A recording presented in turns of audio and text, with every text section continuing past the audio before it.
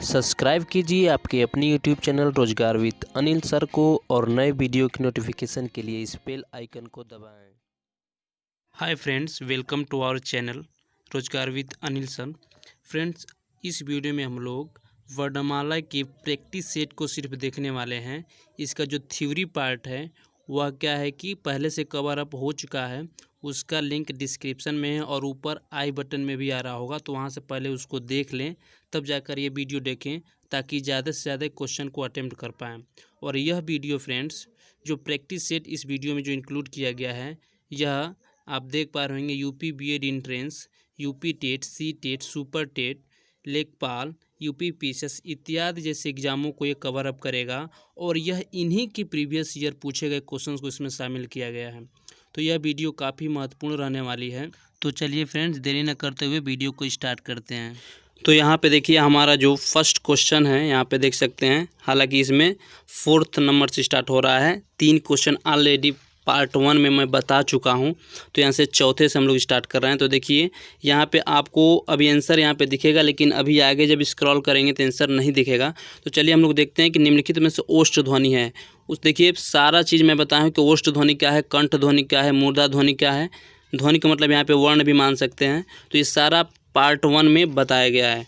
तो यहाँ पे सिर्फ हम लोग प्रैक्टिस सेट करेंगे। चलिए देखते हैं। तो ओष्ठ से कौन बोला जाता है। अगर देखिए आपको नहीं भी आता है तो आप प्रैक्टिकली चारों वर्ड को बोलिए, चारों वर्णों को बोलिए, खुद ब खुद आपको ओठ जरूर मोशन में दिखाई पड़ेंगे, यानी कि गति में। तो चलिए देखिए ला, देखिए ला, रा, सा, फा देखिए दोनों ओठ सट रहे हैं, दोनों ओठ क्या हो रहे हैं, सट रहे हैं। तो इसका जो राइट आंसर जो हो जाएगा कौन सा, ऑप्शन नंबर डी। ये फा जो है क्या है, ओष्ठ ध्वनि है। तो हम बता दें पा, फा, बा, ये सब क्या कहलाते हैं, ओष्ठ ध्वनि कहलाते हैं। ये बताया गया है, ठीक है। चलिए अब यहाँ पे देखिए बहुत आसान क्वेश्चन आपको दिख रहा होगा, लेकिन अभी लेवल बढ़ेगा धीरे धीरे। देखिए कह रहा है कि वॉवेल को हिंदी में कहते हैं, तो वॉवेल को हिंदी में क्या कहते हैं। तो वॉवेल देखिए, वॉवेल को हिंदी में बोलते हैं स्वर और कॉन्सोनेंट को बोलते हैं व्यंजन। तो हमारा वॉवेल को क्या हो जाएगा, यहाँ पे वॉवेल हमारा हो जाएगा स्वर। Option number C will be correct, ठीक है। चलिए नेक्स्ट क्वेश्चन की ओर बढ़ते हैं। अब यहाँ से आपको आंसर नहीं दिखेगा। तो देखिए कह रहा है कि निम्न जिन शब्दों के अंत में अ आता है, देखिए बहुत इंपॉर्टेंट एक क्वेश्चन है, ठीक है। जिन शब्दों के अंत में अ आता है उन्हें क्या कहते हैं। तो जिन शब्दों के अंत में अ आता है उसे अकारांत कहते हैं। क्या कहते हैं, अकारांत। तो ऑप्शन नंबर आपका डी विल बी करेक्ट। अब इसमें आपको देखिएगा, यहाँ पे ध्यान दीजिएगा, कह रहा है कि कौन स्वर नहीं है, कौन स्वर नहीं है। तो आप खुद पढ़े होंगे, देखिए 11 स्वर बताए थे, हिंदी में 11 स्वर हैं, ठीक है। तो आपने देखा होगा कि अ स्वर है, उ स्वर है, ए स्वर है, ब स्वर नहीं है। तो ऑप्शन नंबर इसका भी क्या हो जाएगा, डी विल बी करेक्ट होगा, डी विल बी करेक्ट होगा। देखिए अभी आसान क्वेश्चन आ रहा है, देखिए ये सब यूपी बीएड 2002 में, यूपी बीएड 2002 में ये सब पूछे गए क्वेश्चन है। चलिए नेक्स्ट क्वेश्चन की ओर हम बढ़ते हैं। नेक्स्ट क्वेश्चन हमारा जो है, ठीक है, देखिए यहाँ पे निम्नलिखित में कौन सा वर्ण घोष है। निम्नलिखित में से कौन सा वर्ण क्या है, घोष है। तो देखिए मैं बताया था आपका, तो इसमें ऑप्शन नंबर क्या हो जाएगा, c will be correct, c will be correct हो जाएगा। तो घोष के लिए मैं क्या बताया था, घोष के लिए देखिए मैं बताया था कि पहला और दूसरा क्या होता है, पहला और दूसरा अघोष होता है, अघोष होता है, ठीक है। पहला और दूसरा क्या होता है, अघोष होता है, वो वाला सा रहेगा, ध्यान दीजिएगा। और बताए थे कि तीसरा, चौथा और पांचवा, तीसरा, चौथा और पांचवा क्या होता है, आपका सघोष होता है, चाहे आपका घोष होता है। तो देखिए आप यहाँ पे दो जब देखेंगे तो दो हमारा क्या हो रहा है, तीसरे में आ रहा है। तो option number C will be correct हो जाएगा, ये आपका घोष वर्ण है, ठीक है। चलिए नेक्स्ट देखते हैं क्वेश्चन। नेक्स्ट क्वेश्चन जो है यहाँ पे देखिए, एक और भाषा की सबसे छोटी इकाई को कहते हैं। भाषा की सबसे छोटी इकाई को देखिए वर्ण कहते हैं, अक्षर कहते हैं, ध्वनि कहते हैं।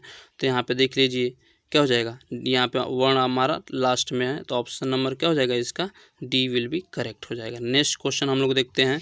यहाँ पे देखिए थोड़ा सा ये जो आंसर छिपाने के चक्कर में, ठीक है, यहाँ पे नीचे हम क्वेश्चन को यहाँ पे दिखा रहे हैं। चलिए कोई बात नहीं, आप लोग मैनेज कर लीजिएगा। और कोई बैकग्राउंड में साउंड एक्स्ट्रा है तो प्लीज़ अवॉइड कीजिएगा उसको।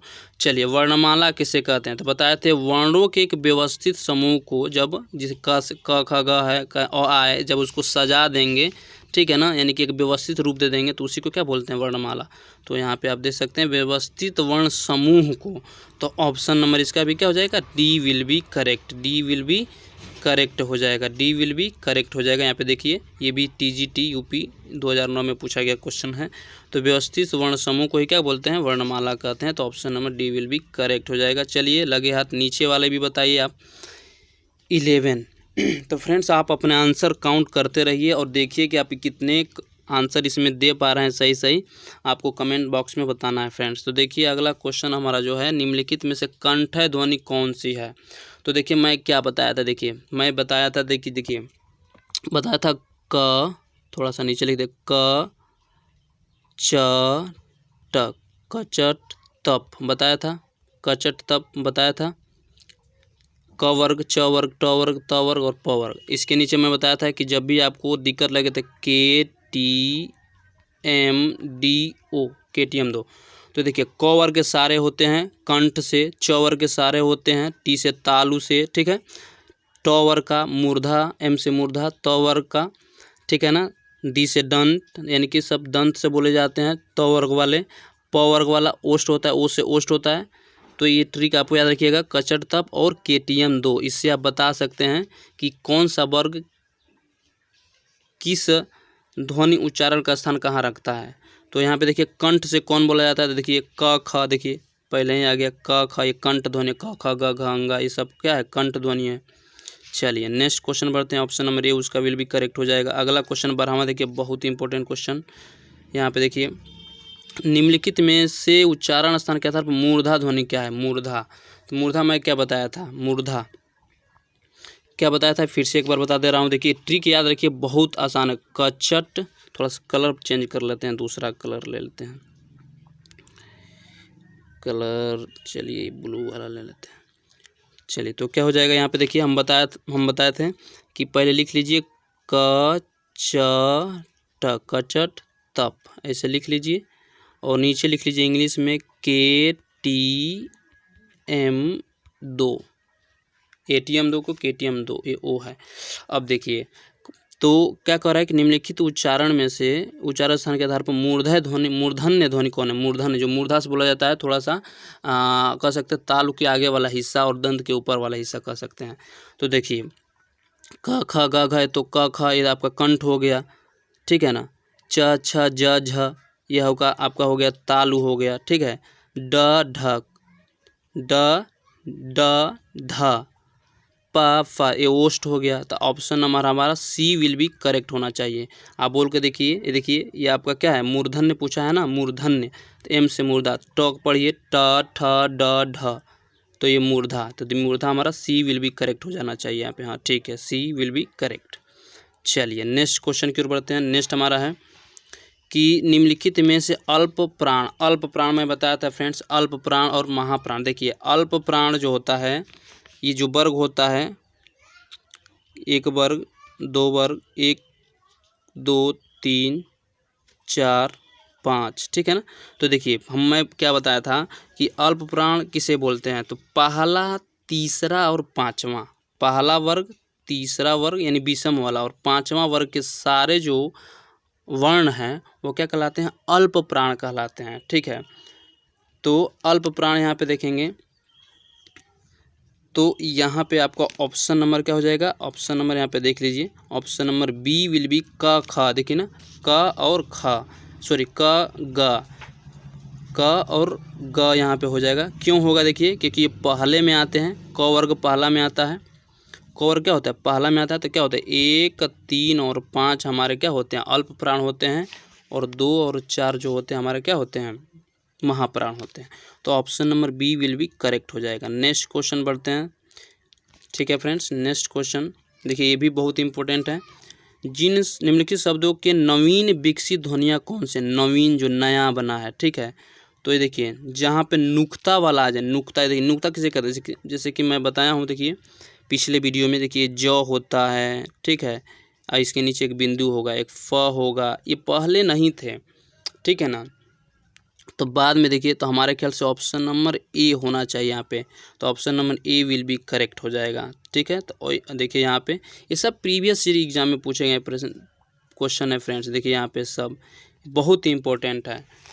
चलिए तो देख लेते हैं। तो ये देखिए, अब एक और यहाँ बात बता देते हैं, जब भी इस तरह की चीज़ दिख जाए, मतलब कोई अक्षर यहाँ दिख जाए और नीचे ये रहे ज दिख जाए, तो जब तत्सम और तद्भव जब लगाएंगे तो हमेशा ये तद्भव में आते हैं, क्योंकि पहले ये था नहीं, तो संस्कृत में यूज नहीं हुआ, तो इसलिए इसको तद्भव में रखा गया है।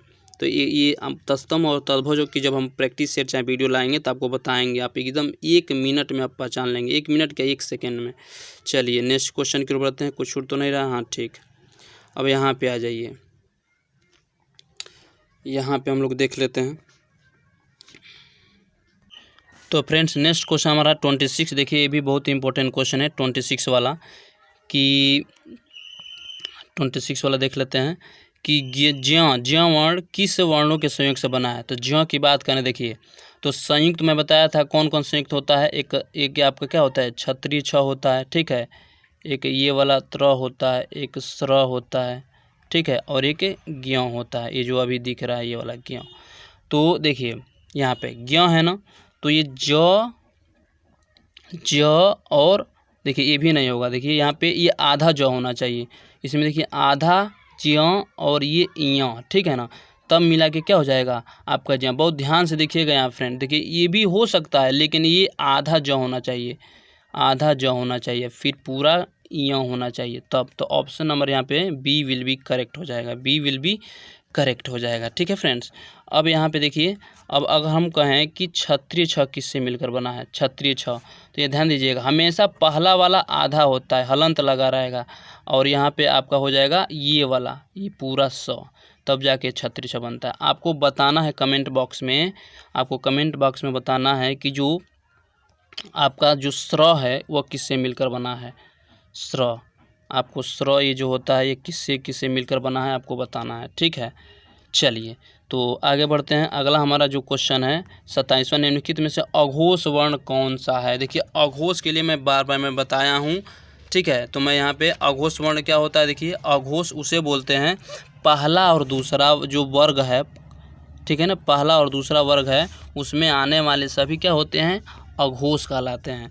तो देखिए पहले में कौन आएगा, सौ आ जाएगा, पहले में कौन आ जाएगा, सौ आएगा, पहले और देखिए दूसरे में आएगा, दूसरे वर्ग में, तो पहला और दूसरा हो ही रहा है, तो सौ, option number D will be correct. Next घ का उच्चारण स्थान बताइए। देखिए घ, तो यहाँ पे देखिए घ का उच्चारण बहुत आसान है। घ का अगला है क, ख, ग, घ, अंगा।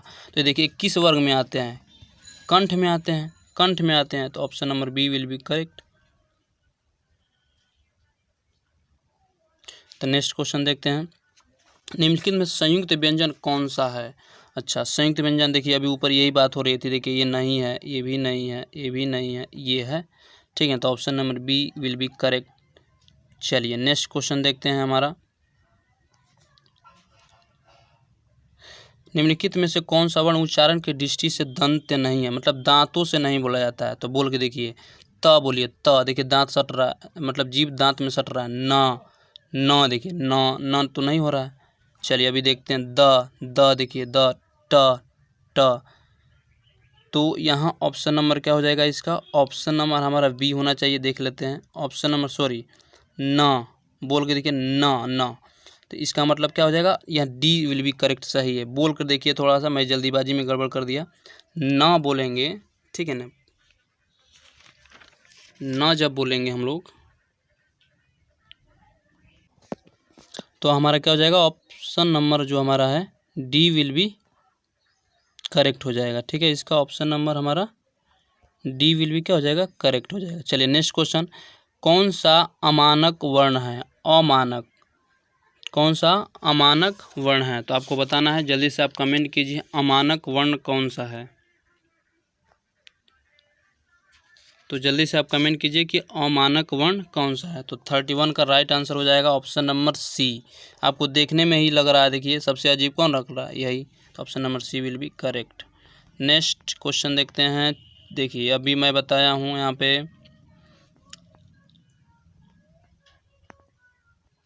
कि ये 6 वर्ण जो है क्षत्रिय 6 किसके योग से बनता है।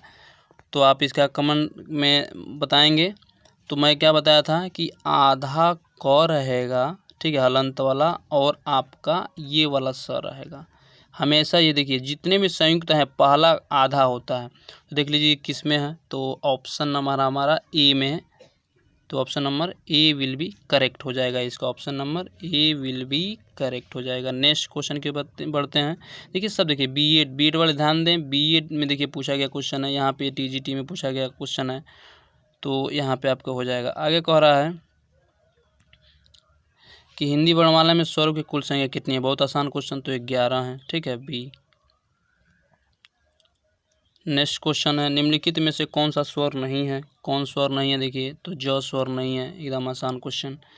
नेक्स्ट देखते हैं निम्नलिखित में से कौन सा ट वर्ग का नहीं है। तो ट वर्ग देखिए कचट तप ट ठ ड ढ ड ट ठ, देखिए घ नहीं है, सीधा सीधा दिख रहा है कि ये क वर्ग का है। Option number D will be correct. आगे क्या बोल रहा है देखिए ध्यान दीजिए। हिंदी वर्णमाला में व्यंजनों की कुल संख्या है, तो मैं बताया था व्यंजनों की कुल संख्या कितनी है। व्यंजनों की कुल संख्या कितनी है, 35 34 देखिए 41 मैं बताया था, ठीक है, और फिर 11 बताया था, दोनों मिला के 2 52 हो रहे थे, लेकिन देखिए 40 के आसपास नहीं है। तो यहाँ पे कितना होना चाहिए, 33 होना चाहिए। मूल व्यंजन की बात हो रही है यहाँ पे। देखिए आंसर में अगर 41 दिया रहता तो 41 मारते, लेकिन यहाँ पे मूल व्यंजन, ये यहाँ पे मूल लिखना चाहिए इसमें, लेकिन लिखा नहीं। फिर भी देखिए तो हमने ऑप्शन से देखा क्योंकि उसके आसपास तो है नहीं, तो ये 33 वाला मूल व्यंजन है। चलिए नेक्स्ट क्वेश्चन की ओर बढ़ते हैं फ्रेंड्स।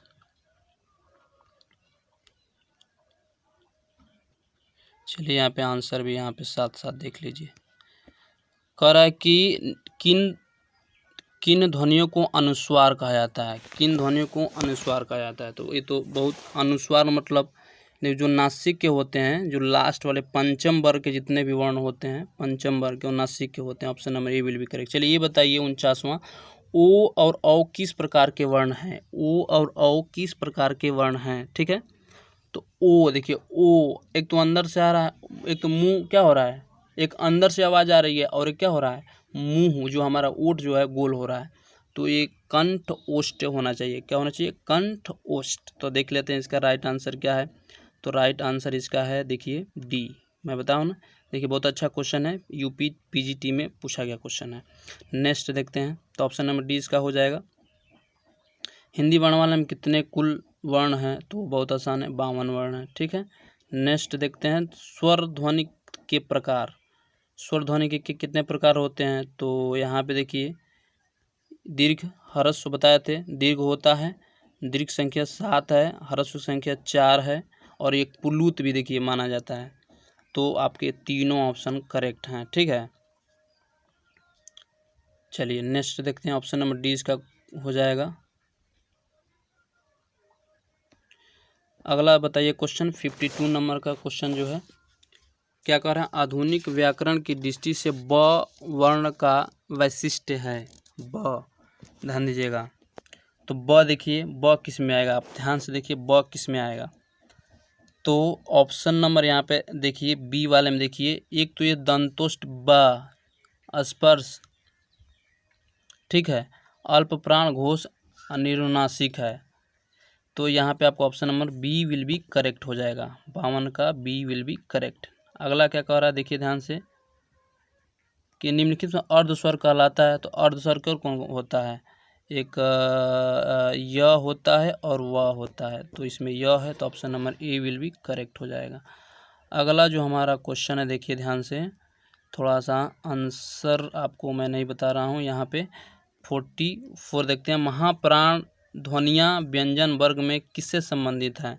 तो महाप्राण, मैं आपको देखिए अगर पढ़े हैं तो आपको पता होगा, आपको तुरंत दिमाग में आ गया होगा। तो महाप्राण क्या होता है, दूसरा और चौथे वर्ग के जो वर्ण होते हैं वही क्या कहलाते हैं, महाप्राण कहलाते हैं। तो option number C will be correct, दूसरा और चौथा।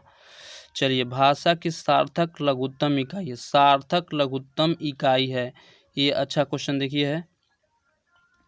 भाषा की सार्थक लघुत्तम इकाई।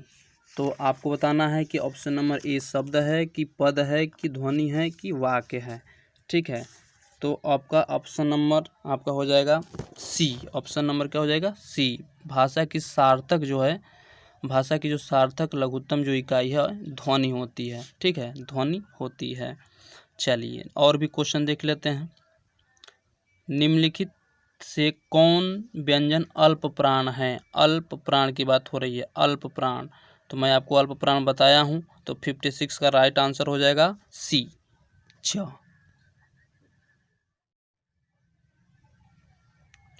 ठीक है फ्रेंड्स, तो चलिए और क्वेश्चन देख लेते हैं। कह रहा है कि निम्नलिखित में से कौन सा वर्ण स्पर्श व्यंजन नहीं है? स्पर्श व्यंजन तक क से लेकर प वर्ग तक स्पर्श था, तो ये देखिए तीनों तो आ जाएंगे उसमें, लेकिन यह नहीं आएगा। तो ऑप्शन नंबर हमारा डी विल बी करेक्ट। देखिए सारे प्रीवियस ईयर एग्जाम में पूछे गए क्वेश्चन है। ठीक है, चलिए और भी 60 तक हम लोग कंप्लीट कर लेते हैं, तब फिर से आप लोग कहेंगे तो आगे और भी प्रैक्टिस सेट लाएंगे।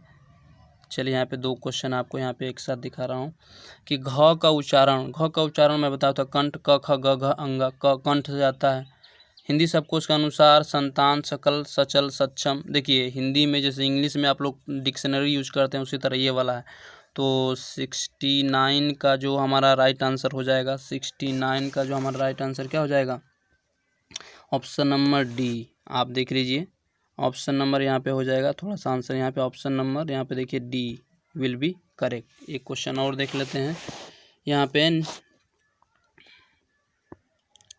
तो यहाँ पे देख लेते हैं निम्नलिखित में से महाप्राण वर्ण है। तो महाप्राण की बात करें तो देखिए ऑप्शन नंबर ए महाप्राण, ए विल बी करेक्ट। तो फ्रेंड्स एक क्वेश्चन मैं आपके लिए छोड़ रहा हूँ, ये आपको बताना है। ठीक है, 71 नंबर वाला कि हिंदी शब्दकोश में अंग और अह किस वर्ण के साथ आता है? औ के साथ, अह के साथ, अ के साथ, आ के साथ। तो ये आपको इसका जवाब आपको कमेंट बॉक्स में बताना है फ्रेंड्स। तो अभी तो और आगे क्वेश्चंस इसमें हैं, लेकिन वीडियो काफ़ी लंबी हो गई है, तो प्रैक्टिस सेट 2 आपको जल्द ही मिल जाएगा। तो फ्रेंड्स आज की वीडियो में बस इतना ही।